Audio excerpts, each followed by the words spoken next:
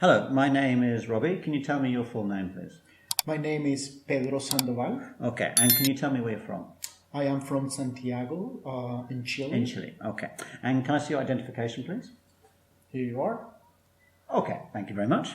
Now, in this first part, I'd like to ask some questions about yourself. So to begin with, can you describe your old school to me?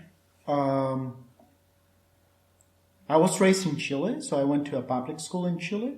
And actually in my classroom we had about 45 students in the classroom. And that was up to grade 8. And then in grade from 9 to 12, we had about 35 students in the classroom. So, but that's not the place where I learned English, if that is your next question. No, it isn't actually.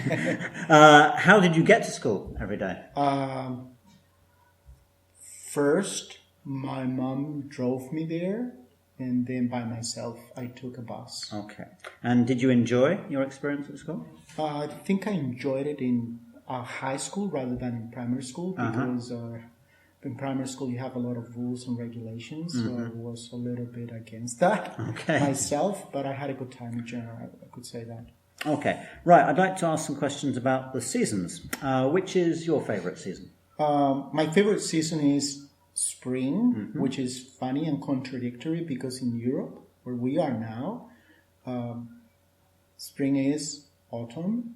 So October is spring there. So that's my favorite, and which is the month where I was born.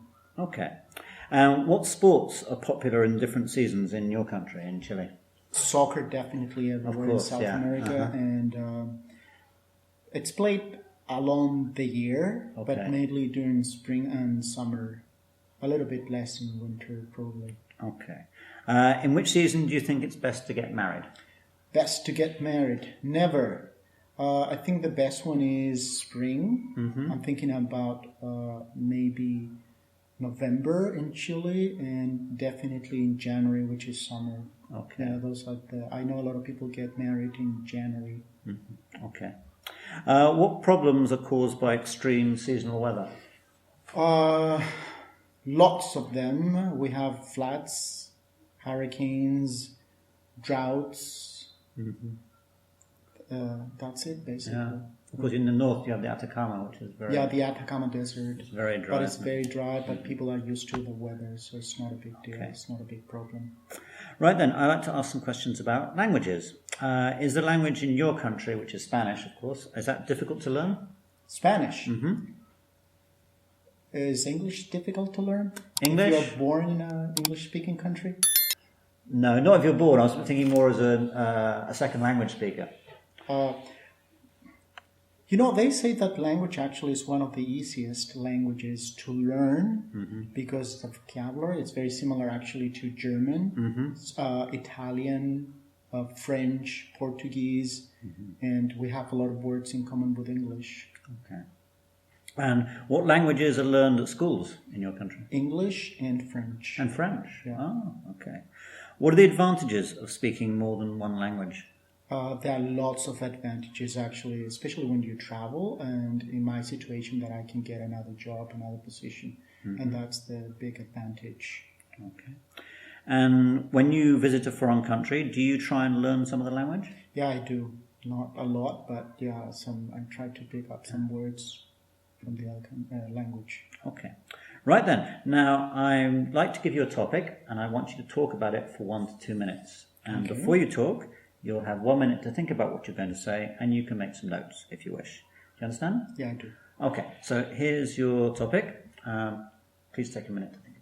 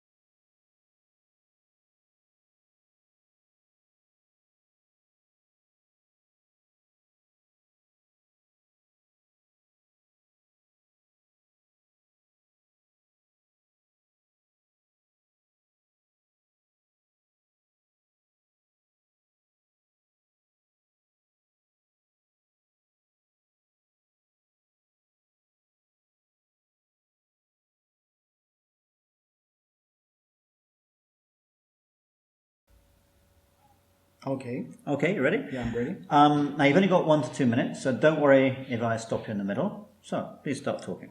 The game is soccer, and I Okay. think I'm going to go back to that one because actually it's pretty popular, and I like to watch it, even though I don't play it, because I have a problem in my knee. I had an accident about 10 years ago, Okay. so there's no way that I can play soccer, but I really enjoy it. And if I have to explain what soccer is actually a bunch of guys trying to kill each other. No, it's actually, there are two teams, 11 per team, 11 players per team, and they're trying to score. There's a goalie who's in charge of stopping the ball from coming into. What else can I say? It's very popular in my country, and it's something that people do every Sunday. And I think it's getting popular everywhere in the world. It's popular here in Europe, and I really, really like it. Okay.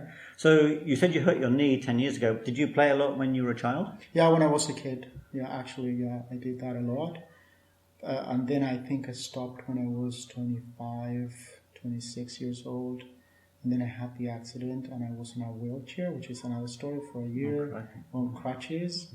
And so it took me a long time to recover. And I have a piece of metal.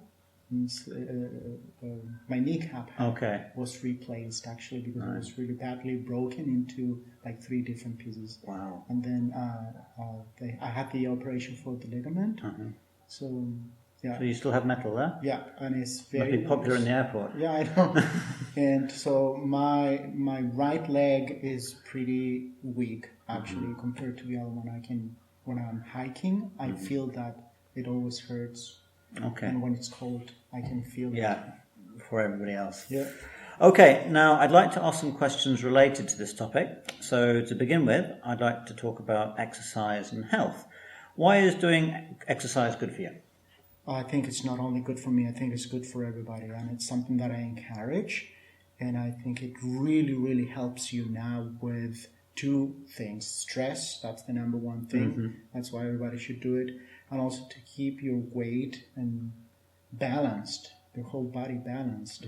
So something that there's never enough time, and there is never enough of it, basically. How can we get young people to exercise more? We adults, how can we do that? By number 1, modeling. And if we want them to exercise and we have kids, we should be the first ones to go hiking or swimming or practicing any kind of sport. And then the other thing that I see is it's very expensive. So if you want to buy a pair of sneakers, then you have to pay a lot of money. Yeah. So that's something that should be maybe supported by some institutions, the government, I don't know. How can sport improve people's mental health? You talked about stress, for example. It does actually helps people a lot.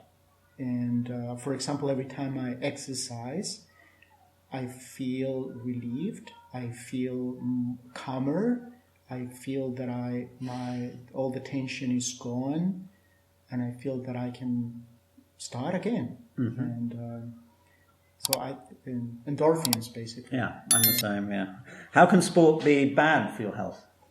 Well, I think if you over-exercise and if you don't know what to do and how to do it, you can actually hurt yourself, pull a muscle, and sometimes I tend to overdo things, and then I have a neck problem, or there's a problem with my knee, and then my whole body is sore. So I think it's about balance, and it's about not overdoing one exercise, but a number of different exercises along the week.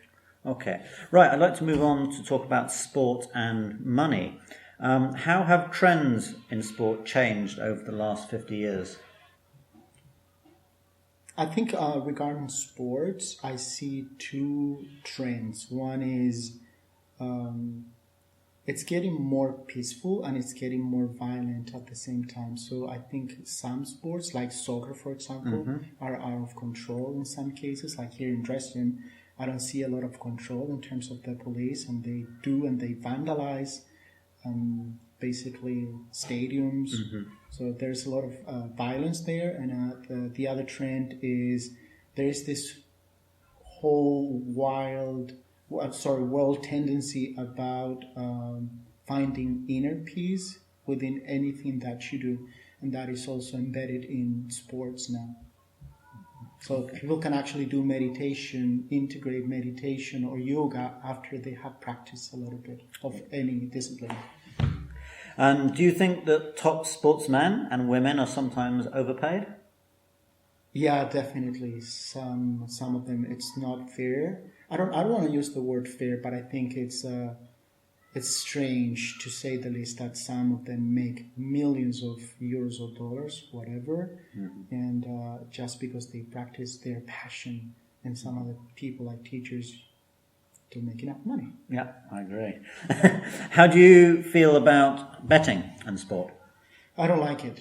It shouldn't be included, and if you think of horse racing betting, for example, is something that I have never done. I don't want to do it. I've been to those places and I have seen them.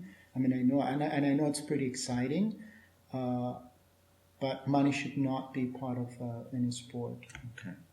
And finally, how important is the relationship between sport and advertising? Unfortunately, there's a huge relationship because they want you to buy stuff. And it's everything about money. So it's everything about the brand, the sneakers, whatever you have to wear, the gear has to be of a specific brand that is very expensive. So I don't like it. Okay. Right. Well, thank you very much. That's the end of the test. Thank you. I don't know.